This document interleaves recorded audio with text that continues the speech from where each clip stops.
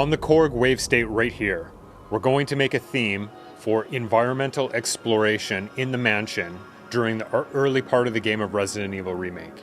There's zombies, there's Crimson Heads, just general exploration going from one room to the other and getting attacked and just exploring. So I have on the wave state, the patch is C10 audio spa hold, and I only have layer B on. And I'm gonna demonstrate using this it's like a string atmospheric thing that when you hold down, you get a very cool desired effect, very Resident Evil survival horror type string atmospheric thing.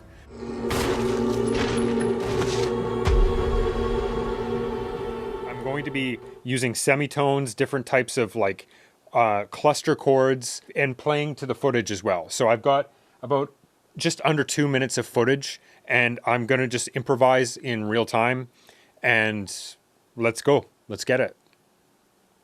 Here we go. I'm recording only into Logic, by the way. Here we go.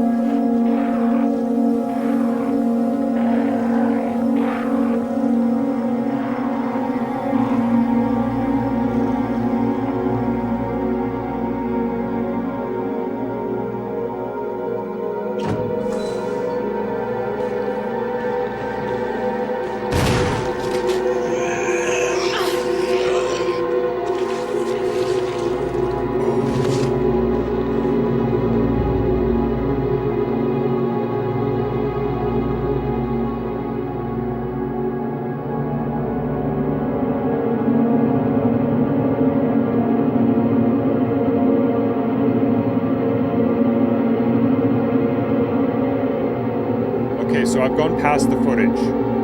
I'm still recording this. I want to show this in real time. I'm holding this down. We're about 2 minutes and 15 seconds in almost. I'm just going to sit with it. I'm going to record longer.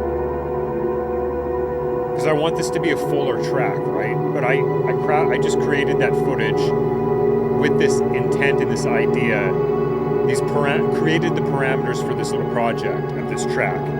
And before I turned the recording on, I found this patch and had a game plan. So I had a plan. Then I turned the camera on.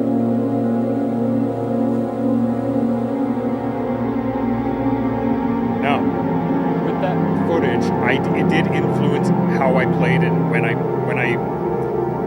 made more mashed down cluster chords. I had another idea of doing some semitone type of harmony kind of thing. But I'm just going to sit with this and let this thing evolve. Because I can do anything with this track. I can put it in an asset pack, I can recreate it, re-record it, record it better, record it into the Tascam, make a video about it, make shorts, whatever. I'm just trying to illustrate that there's a process, and having a plan and going through with the process with intent helps you craft tracks for games. With intent.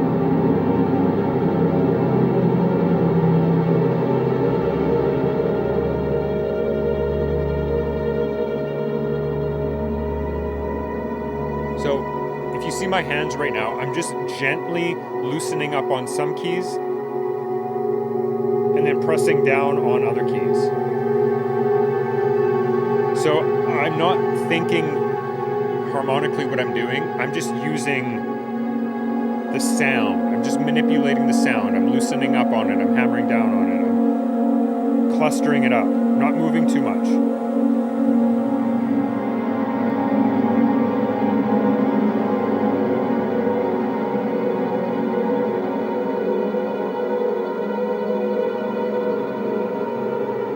And I also plan on adding some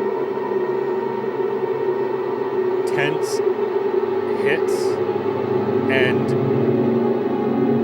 elements to enhance or create more of a dynamic range. Big hits do tend to fit very well within this type of music and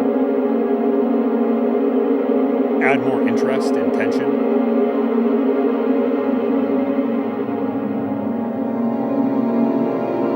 So I think I'm going to wrap this up.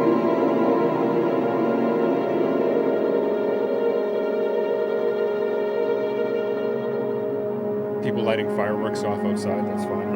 I'm not letting anything distract me from this process right now.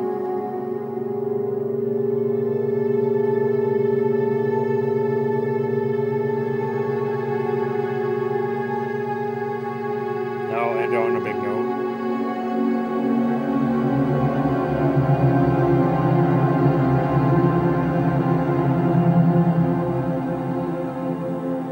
Lighten up. I'll just gently lighten up.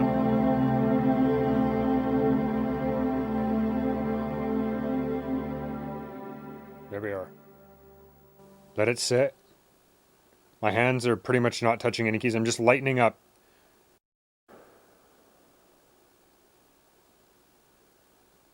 There we go.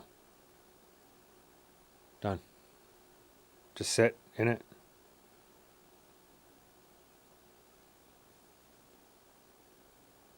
There we go. The really cool thing about the wave state is there's so many ways to utilize this key bed and these patches. Like I just found a cluster chord of different notes that felt good with this patch. And if you look at the audio, there's a lot of, there is dynamic up and down, but there is a consistent drone. That's not clipping or it's not getting too heavy, right? What I'm going to do next is I'm going to go into the computer and I'm going to add probably 2 more elements to this track and use the footage to kind of test what I'm doing. Then I'm going to create this cohesive whole track I'm going to add some hits. There's these 2 hits I used in this other track I'm going to use here because they worked really well. And I'm going to maybe inject a sample to add some more character texture. So I'm going to work on that and then I'm going to finish the product, basically check the integrated loudness, maybe do a little bit of a mix.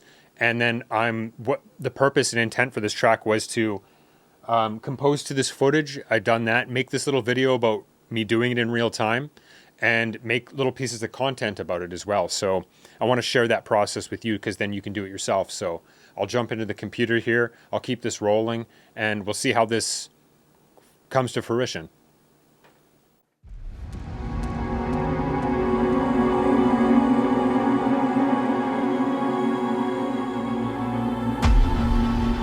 Okay, so what I did is I added a deep space boomer and a heavy tech impact, just impact sounds to make this track more dynamic. So I'll just preview that for you here.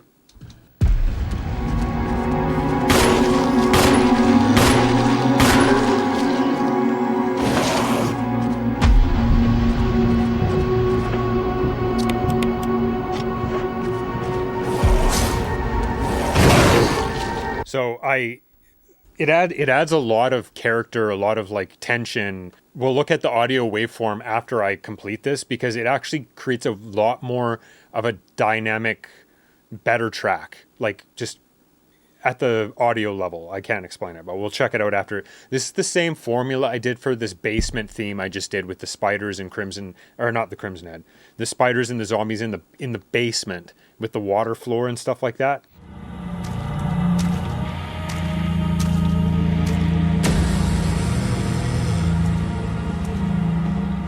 This is the same formula and approach. I'm just testing it out up in the mansion area, in the general area, because I'm trying to create more dynamic type tracks. So rhythm is a good way, impacts, hits, textures, harmony, and melodic elements. But this time, of course, obviously, it's just take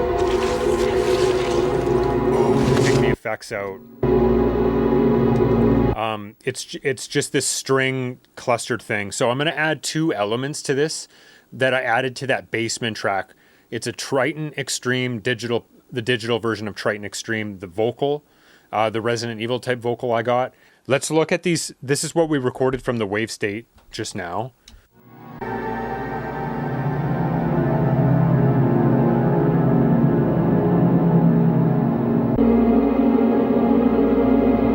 It's pretty decently loud.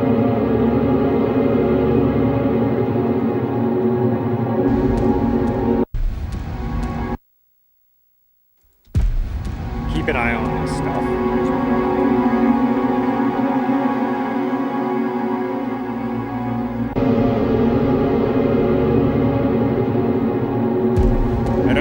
I haven't done any. I've done 0 processing on any of it. As you can see, the XLR signal from the DI is the strongest. It's pretty strong. The right signal just from the synth itself is always really weak. Like, I'll even take it out. I haven't even been using it lately at all. And then the through signal is stronger. I can even offset it. Offset these 2. Take out the right signal. Just add these 2.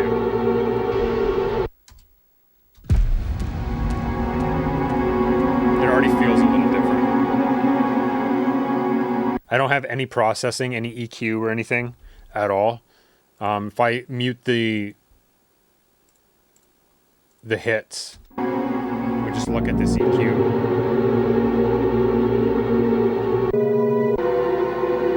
It's not the most defined sound. It's a very, very textured type sound that's kind of muffled a little bit. Maybe because of, I have the mod wheel completely off. I'm sure there's some way to liven it up, but what I'm gonna do is I'm gonna add other elements in here. So let's go ahead and add that Triton Extreme. I saved a preset of it because I really did like it. Mansion vocals, I called it RE1 mansion vocals. It's the choir. It's just the patch choir. The choir. It's called the choir. It's the patch. Anyway, yeah, I'm rambling on. Let's give it a shot.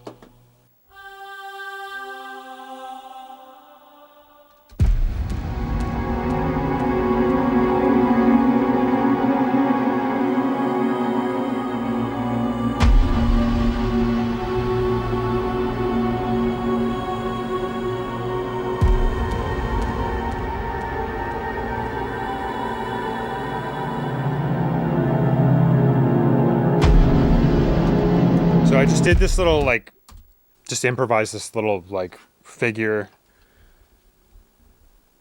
pattern, just this kind of these intervals kind of going up in semitones and then down kind of in this pattern. Let's just see into context.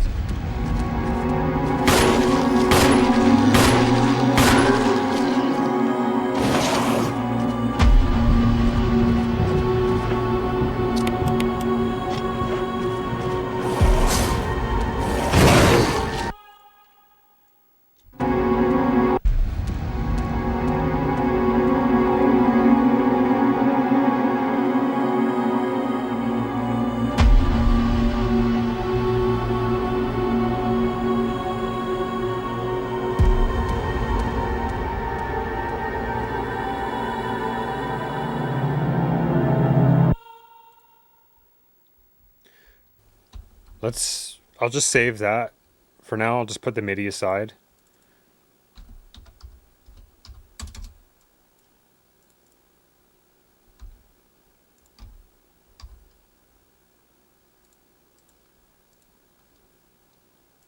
And we'll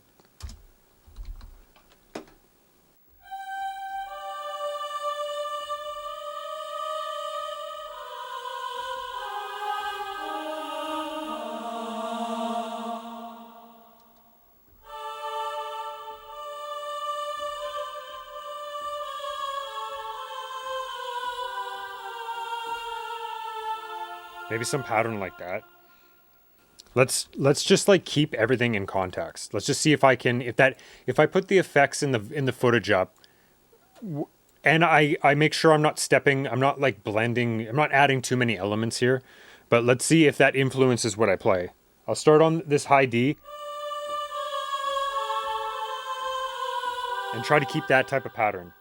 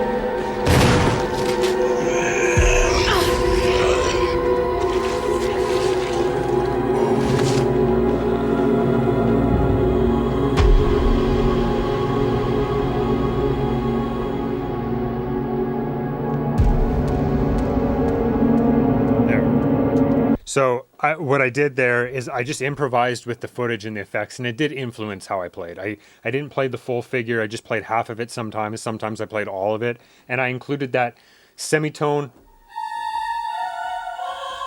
idea into there. So it's like not a set melodic pattern. It's like you almost want it to be surprisingly unpredictable. Like it's an unpredictable situation in the game, right? We're basically like a game like Resident Evil Remake is designed and engineered to be it's a linear, non-linear experience with elements of this game, the enemies, the exploration, the items you need to find to progress, to open doors. You can go to any area you want, but you're limited by the progress you can make depending on if you have the right items or not. And the enemies are part of the puzzle of the gameplay, where you can choose to expend certain amounts of ammo or not, or evade them, or get hit, take damage, whatever you want. But the music should support that unpredictability, and that's kind of the angle I'm going for here. And I want to evolve that non-intrusive nature, where I'm not always just like doing like random things. I'm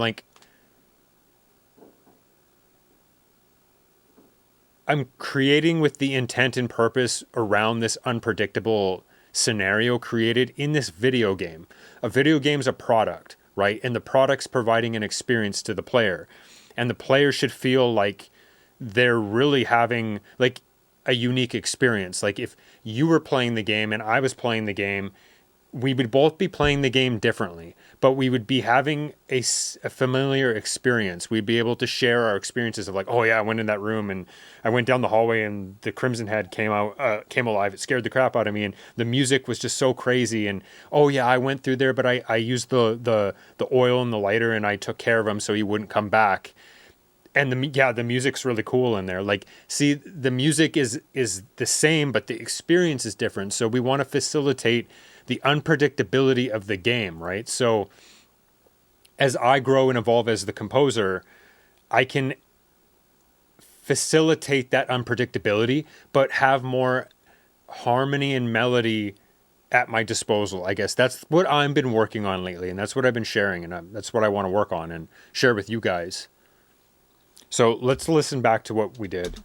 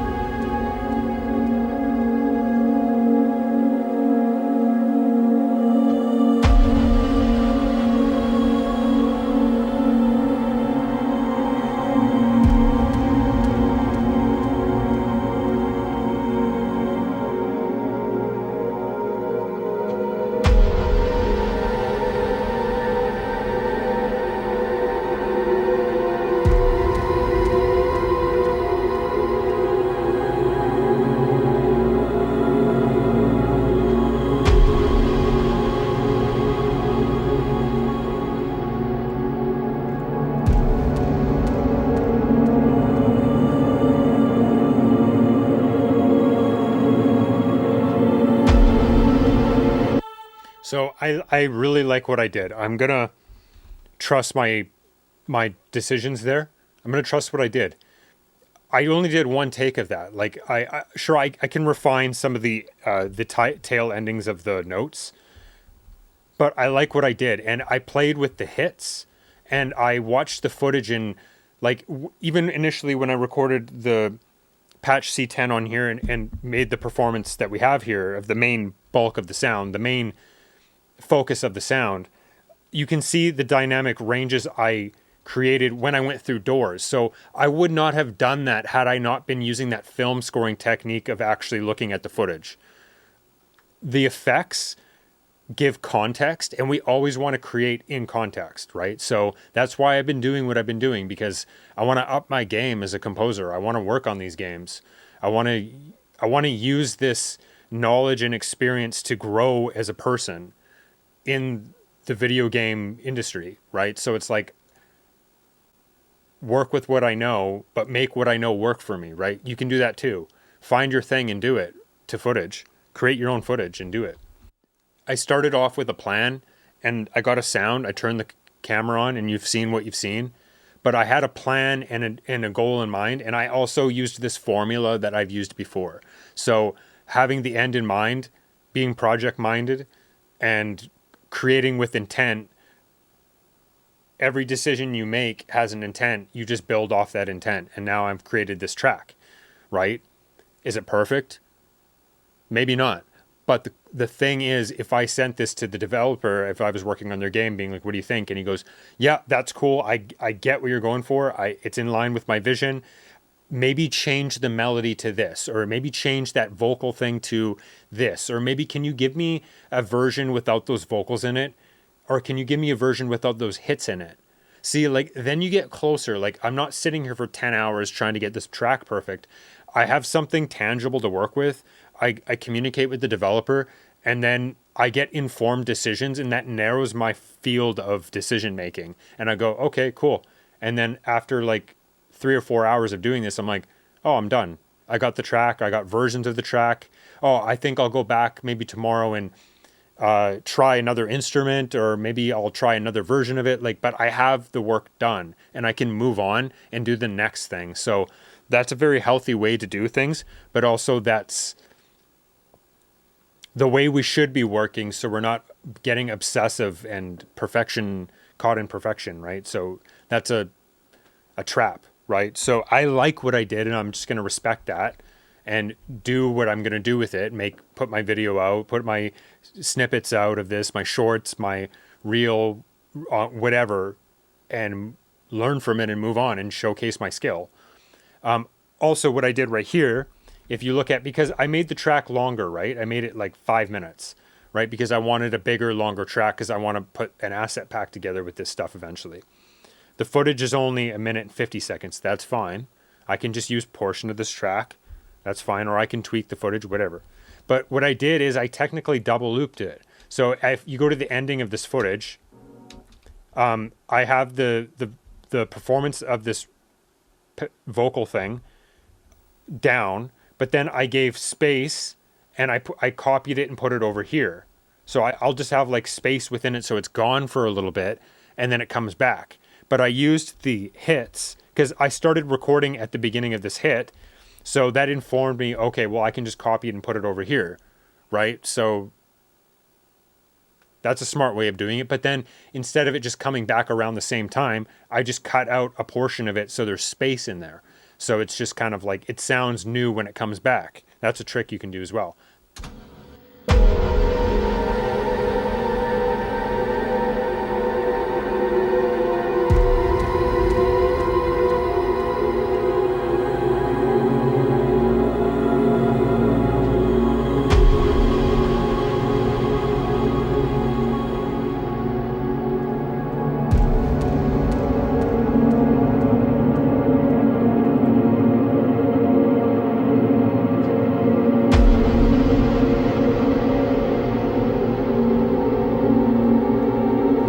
I can even like mute the hits there, so it's just like a very spatial part of the track.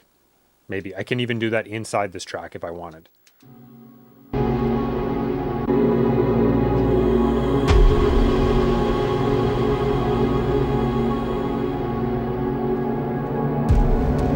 See what that feels like when it comes back.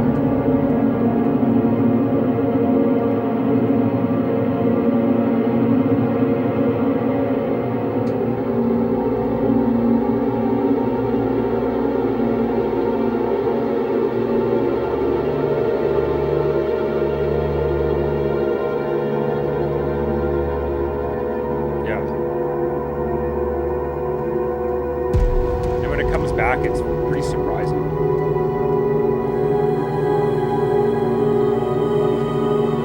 It's pretty effective.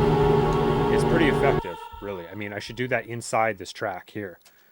I should do it like, let's just like watch it in context with the effects and then make this decision.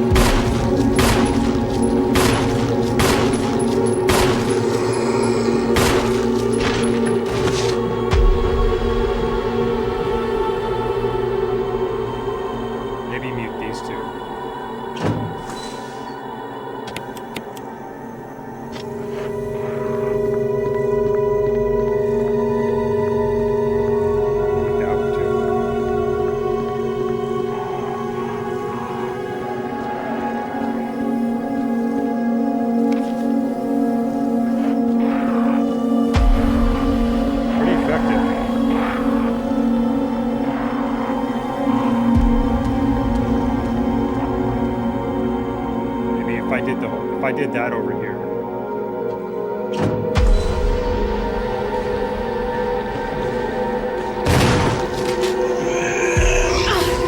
Yeah, that works for sure. Let me go back and listen to this part for a second.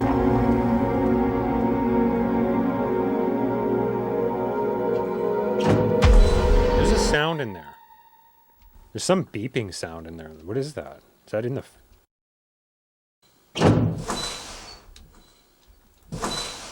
Oh, it's part of the game. I thought it was like my heater turning off or something. Okay, so if I follow that formula, I go 1, 2, 3, 4, 5, 6, 2, 4, 6, 8, 1, 2, 3, 4, 5, 6, 7, 8. Mute these three. 1, 2, 3, 4, 5. 1, 2, 3, 4, 5. Mute these three. Technically, it should just give me enough random type of thing going on. That wall part, bring it back in.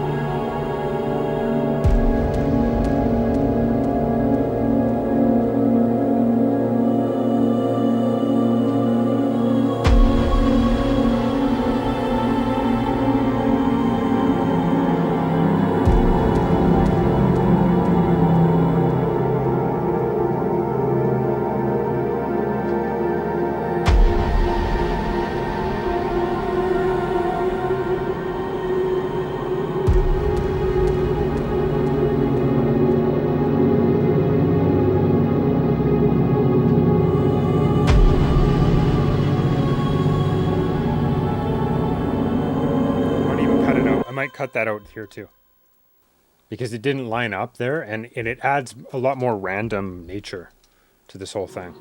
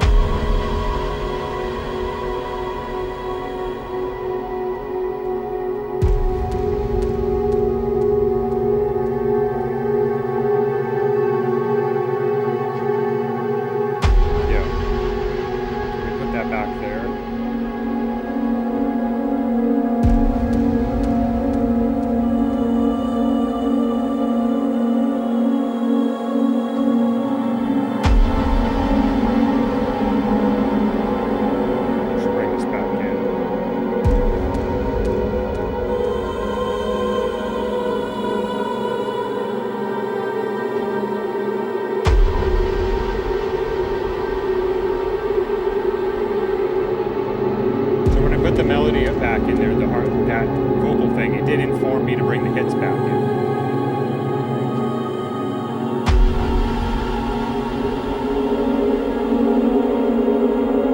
Maybe take them out here, right? Take them out here and have that bass hit come in when the semitone thing comes back in there. And we got it to the end of the track.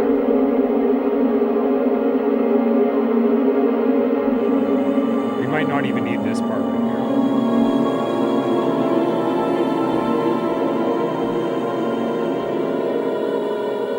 here. Gets quieter than this. That's the best. I really like that. That's what I like about this track.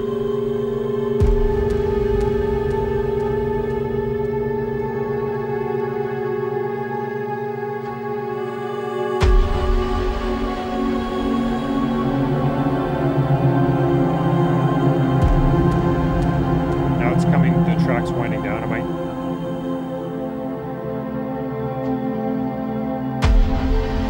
so I think I'll just end it like that. I won't have anything more after that. The track can just end.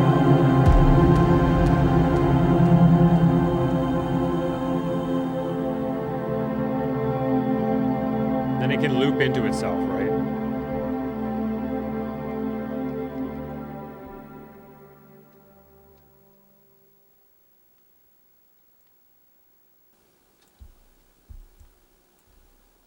Have it ending right.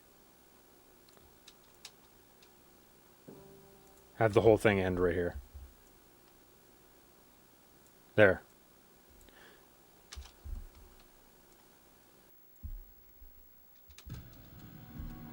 And it loops into itself. It can loop into itself. It can be linear. It's long. I can chop it up. I can do whatever I want to this thing. I think I'm just going to keep it like that. I think I'm honestly just going to keep it like that because then I can revisit it too. But I can move on and do something else now and leave it. Like I said, I could send this to the developer. I could do whatever I needed to do with this and then come back and make those adjustments if I wanted to bring more dimension to it. Now, the thing I've been struggling with, wondering about, trying to practice and understand is how do I mix this to be better, to be effectively better? What do I do with it? Like if I just for argument's sake here, just for experimentation's sake, I put Ozone 9 elements on this thing, on the master out. Not busting anything. I'm not doing anything. Haven't used any EQ or anything. Like I've only just used volume. Actually, I haven't even used volume. I've just used panning. I just recorded it, right? The way it is. What happens if I just put this mastering suite on here? Intensity low. Let's just go CD quality. Oh, I haven't even play a portion of the track here.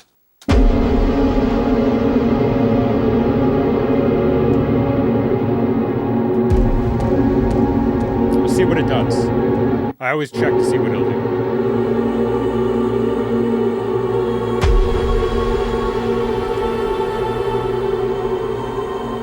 More high end.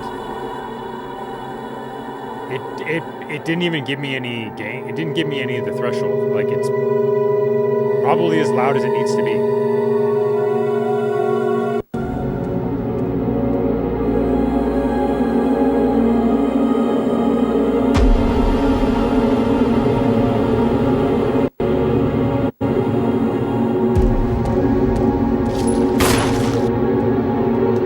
So there we have it, like a simple, effective track that can get a conversation with the developer, give them something to work with. Like there's things that you can do with your music without like going crazy trying to perfect it, right? Like if I did this formula 10 more times in a row, one of those tracks is going to work out better than the other, right? This is the second time I've done this in 2 days. If I do this every day for a week, I'm going to get better at it, right? Like one of the biggest challenges for me when making video game music is producing it, is mixing and mastering it. And survival horror is tricky because atmospheric music should be like integrated at like -18 loudness. Okay, like I'm getting caught up in that, but also the thing I'll share, if you're following along and you've been watching along, the thing I'm edging into talking about more is this integrated loudness, is the dB level, the LUFS, like integrated loudness, like perceived loudness, right? And referencing commercially made video game music in the survival horror genre. So I have like this whole, I have like Logic sessions with the Resident Evil Remake soundtrack in it, and I'm looking at it under these measurements, these meters, and I'm understanding and seeing how they're doing it. Like some of their stuff is super loud. It's really loud, but it's clean, right? Like I've gotten this pretty loud and clean without doing anything to it. I barely use compression anymore. I'm only going to use it strategically if I need to. That's a whole other story. It's part of this battle of like trying to make good music, right? Follow along for more because I'm going to keep talking about this and sharing this process. I'll check you in the next video. Thanks for watching.